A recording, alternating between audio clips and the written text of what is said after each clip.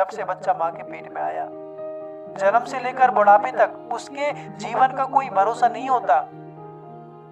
ना जाने कब खत्म हो जाए, क्या पता माँ के पेट में ही खत्म हो जाए, क्या पता जवानी में खत्म हो जाए। हम सब शरीर रूपी बारूद लिए घूमते हैं, ना जाने काल रूपी अग्नि कब इस बारूद को जला दे, ढेर कर दे।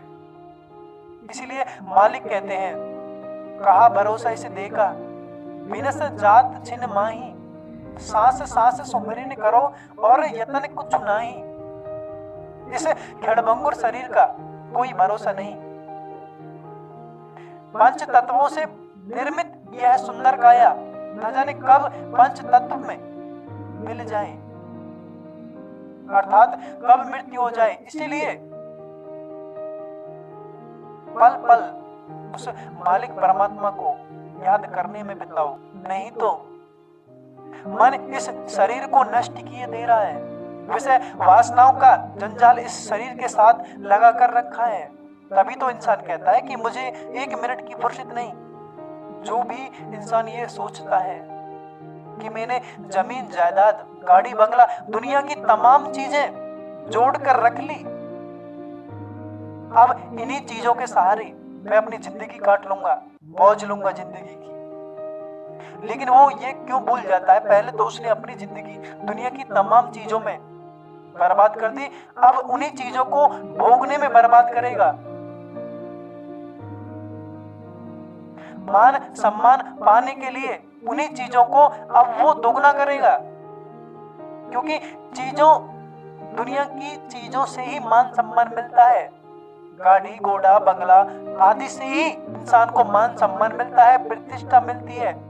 इसी मान सम्मान प्रतिष्ठा को बढ़ाने के लिए इंसान भौतिक चीज को बढ़ाएगा, ताकि उसका मान सम्मान, वैभव आदि बढ़े। इन्हीं चीजों को पाने के लिए उसने अपनी सारी जिंदगी दांव पर रख दी।